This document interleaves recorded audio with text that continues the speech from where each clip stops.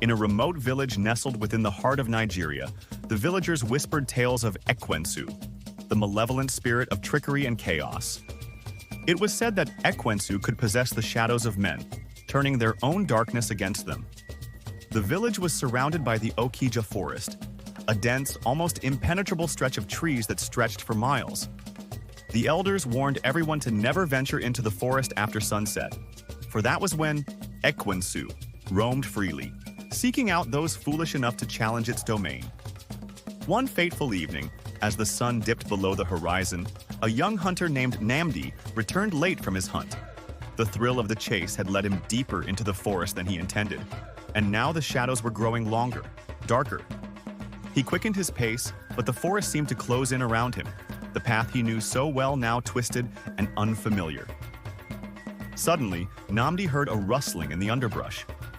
He paused, gripping his spear tightly, his heart pounding in his chest. A figure emerged from the trees, but it was not an animal. It was a man, his eyes glowing with an unnatural light. The man's face was familiar, too familiar. It was Namdi's own reflection, staring back at him with a twisted grin.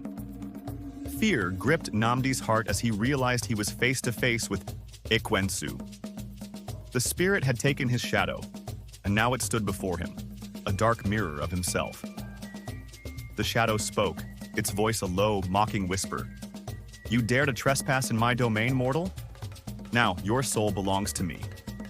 Namdi turned to run, but the shadow was faster, appearing before him at every turn, mocking him, laughing at his fear.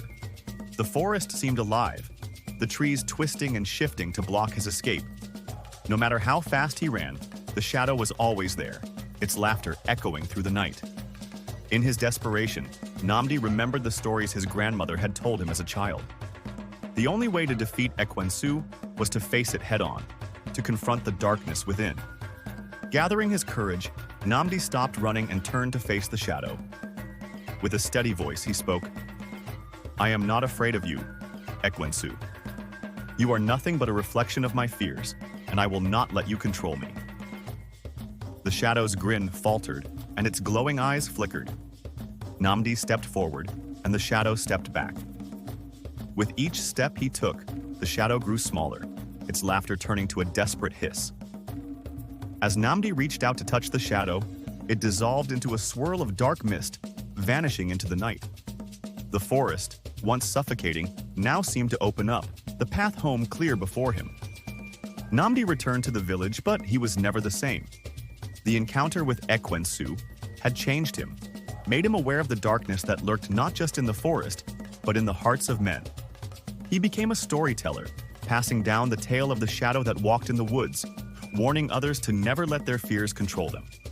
And in the deepest part of the Okija forest, where the trees grew tall and the shadows long, Ekwensu waited, ready to test the next soul brave enough or foolish enough to enter its domain.